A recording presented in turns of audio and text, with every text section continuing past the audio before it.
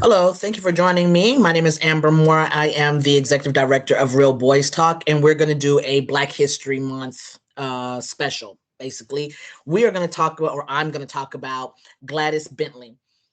The goal of Real Boys Talk conversations that I have is so that I can provide you all with some information, food for thought, my opinions, that kind of thing, and then you take it offline.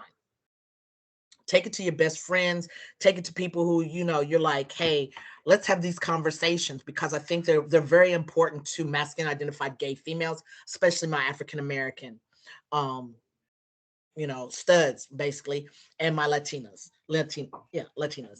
So we're going to talk about Gladys Bentley, and I do have some notes, so bear with me because I don't memorize things anymore. So Gladys Bentley, she was born August the 12th, 1907.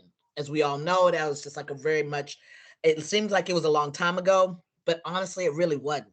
Um, she died January 18th, 1960. So she was 52 years old. She was known, if you don't know the name Gladys Bentley, you will know the picture because everybody kind of posted during Black History Month or lesbian history or LGBT um, History Month, that kind of thing. She's always dressed in white tails and a top hat. That was her signature. She was a blues singer. She was a pianist, and she was very much a hot entertainer during Harlem Renaissance, which is like my favorite time. Why do I want to talk about her? Because I think that she sets some of the, what's what I'm going to look for? I think, actually, let me rephrase that. She like she paved the way for me to be me, how I wanted to dress, and the generations after me. Now, the generations before me weren't as bold as we are now. Let's just take a real brief moment and have that conversation, okay? Because this is also part of our series, not just that it's Black History Month, but it is part of that image. Walk with me. So let's talk about her a little bit more and bring you up so that you'll understand. And all of this, I hope, will all connect as I go. Her career actually took off in the 1920s at the Hansberry crab house. She was known as the Black lesbian crossdresser. She wore men's clothing. She was known for wearing tails, top hat, being very suave, and she sang pretty raunchy kind of lyrics, so to speak, which we would say then they were considered raunchy. Today, it's like your Trina, your Cardi B, your Megan Stallion. Let me tell you what I really want. And if you've heard some of the old stuff, they got nasty, okay? That was her thing. She had a growling like voice, and she flirted with the women. There was not a question about her sexuality.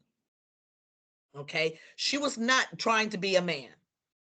That she established that very early on. She was not in any kind of format trying to be, and she really did actually get the ladies. Let's just say she was real suave with it.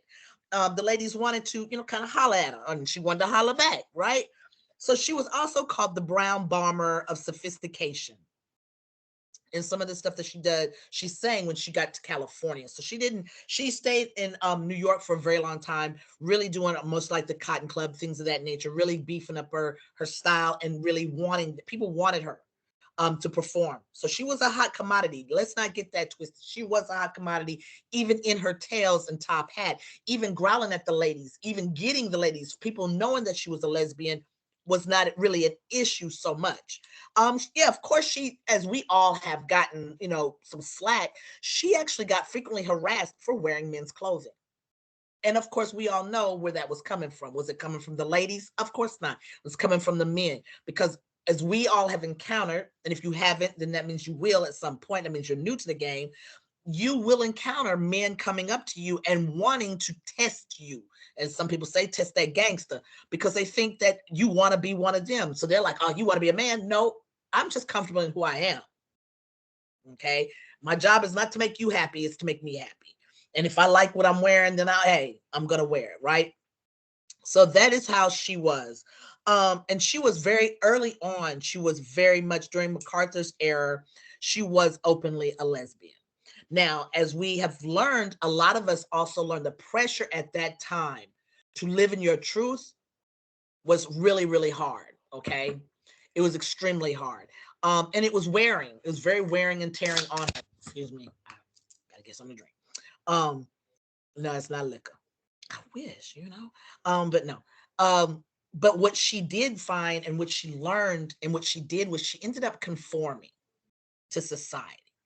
She moved to California, and through her book or in her book and things that she wrote, she claimed that she started taking female hormones, which allowed her to be more to gather that more feminine kind of look. Okay. It gave her, it made her not want to wear men's clothing. I don't know how, me personally, I think the hype of people harassing her about being in men's clothing and being a lesbian, it can wear on you, especially during that time period. So she wasn't wanting to be that kind of soldier to take on that kind of that heat. She let it go. So she started wearing dresses. She got even married. She married a couple of men, according to what I've read about her. She wasn't playing no games. Okay. So she, she had her marriages and things of that nature. Now, what I will say is image wise, a lot of us, and this is where the older stud mindset is on a lot of people that the younger studs are encountering, and why they're encountering these studs with that concept of you aren't really a stud. Here's where it comes from. Here's a lot of where this can be one of those elements that plays that role. Also, if you haven't seen the play called Walk Like a Man, you need to see it. I don't know if it's playing anymore. I would love to be able to get it back and bring it back to Atlanta again, because it is an amazing play. Because there's a section in there that kind of tells you how a lot of studs developed to being a stud. Okay, well, I'll talk about that. But with Gladys, she grew up. Her mom did not want a girl. She already had boys. She wanted nothing but boys. She did not want a girl, and she treated her badly. Okay, growing up, she was really, truly treated badly. So Gladys had this thing as she was growing up. She didn't want men to touch her. She hated her brothers. And that is when she started saying, to gain power, it is apparently not for me to have, I'm not able to be empowered by being a woman. So if I put on men's clothing, I am able to not be noticed as a woman, and I'm not treated in such a way that takes my power away from me. Did you catch it? Okay, I think you caught it. A lot of us, and I will say this, a lot of us as studs, and I'm in the older group, and this is what I'm talking about. A lot of older studs had that growing up trauma. I did not, but I know several that did. Had that growing up trauma where they were not, or they saw things of how people treated a female, didn't want that treatment. Figured, what's that? Let me get you before you get me kind of mentality. So if I hide my essence of woman behind a masculine feel in masculine clothes, then you will not bother me. Now, it gets tainted or it gets challenged by the new younger crew that's out there now. That's where a lot of this is coming from, guys. So for her, for Gladys, she left when she was 16 and went to New York, okay, and started singing her ass off. All right. So one of the things she says that she mentioned in her book, or that I read about, was that in 1958 she started taking female hormones and studying to be a minister. So she was trying to kind of take away, say, okay, that entertainment life, that in the club life was all with the lesbian, all that intertwines together. Okay. If you know any drag kings that no longer do drag, that was kind of how we were. It's like we did all that stuff in the club. Now we just got to be, now we're living a whole different lifestyle. A lot of the studs that were on stage are now, business owners. They decided, shoot, let me go ahead and I want a business. I've been doing this drag king thing. I love it, but this is the next path. This is the next phase of my life. There have been some ministers that have come out of that. Amazing. They did not change who they were in terms of being masculine. They still kept that where she let that go. And they did say that she did claim that these female hormones, or the hormones that she was taking, and she did have an operation, they said also, that changed her, gave her a more feminine outlook. So she kind of gave up the wearing of the men's clothing and being a lesbian, so they say. Um, and then she did. She actually wrote an essay called "I Am a Woman Again." And this was done in Ebony magazine, where she says that she underwent an operation that changed her life. No other details have been given, and I wasn't able to find any other details about this operation and what the operation actually was. Like, was it a hysterectomy? Was it something else in there? It didn't. It doesn't really say. Okay. Now, in 1930, though, then we're going to step back a little bit. In 1930, she actually was living with a woman named Beatrice Robert, a white woman at that. Okay. And they say that she didn't marry Bernice. Her name is Bernice Robert. I don't know if I said that right the first time. But in 1930, she actually was living in California with this woman who was white. But in 1931, she has said that she had a public marriage to a white woman. Now, this was a civil ceremony, as we all know, but this was not done in California. It was done in New Jersey. So she kind of, as you know, traveling as entertainers do, she traveled, did her thing. So it is also said that that it wasn't Bernice. It wasn't Bernice Roberts. It was some other white lady. But they don't tell you how long she's actually lived with Roberts. They just say in 1930 she was living with Roberts. And then in 1931 she wasn't living with Roberts somewhere. She got married to a woman. Now, she also marries a couple of dudes in this, but this is in the 1950s when she does that. Like I said, in 1958, she's told to be more on female hormones and studying to be a minister. But in 1952, or around that time, I'm gonna say about 1950, 1953, in that time frame, she actually went to LA. Okay, she got married to this gentleman named J.T. Gibson, who apparently died right after they got married in 1952. And this was all. And then it says that she was married to a guy named Charles Roberts. Now, Charles says they ain't never get married. He said, "No, nah, I ain't never marry her." Okay. And the one thing that I think we have to look at when it comes to Gladys is she did carry a boldness. Even though, now walk with me, even though she went back and got with a man and decided that she was going to be more feminine and walk with Jesus and all of that, that didn't take away anything. That's okay. That's fine. People do. You have the right to change your journey at any time. Whatever it feels you need to do, you change it. That's all about your happiness. But then she did actually go back after 1952. She started going back to being in that more masculine tone, slightly, not as hard as she did when she was in New York and performing and things of that nature, because she was still more getting that minister feel and getting more into the Bible and more into her church and more into building that. The sad part is that she died of pneumonia, and it was unexpected. Was not something that she brought on. It just unexpectedly she got pneumonia. She died at home. So it tells you, in LA, January the 18th, 1960. She was 52 years old. As it says, she was actually an ordained minister and was due to get, I guess, the ceremony, the paperwork, and everything else before she died.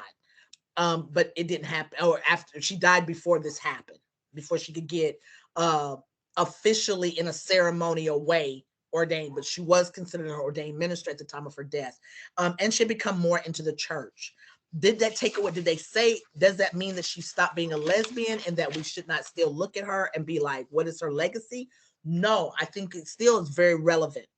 She is still very relevant because she was revolutionary in her masculinity. Okay. And the key of this is that she was not trying to pass as a man. Okay. She didn't try to deceive her audience when she was in that masculine tone. She wasn't trying to be deceptive in any form of fashion. But what she did do was she cracked the ceiling. If you understand what I'm saying, that glass ceiling, she cracked it. She tapped at it, she tapped at it, she tapped at it. But it wasn't her journey to fight that. She was just to crack it. That's all her job was, because there are women behind her that broke it, and that's why we are where we are. Understand that. Okay. And here's the thing. It could be more so that she was able to release her trauma of how she grew up, with the fact that her mother did not want any female, didn't want a little girl. She wanted boys only.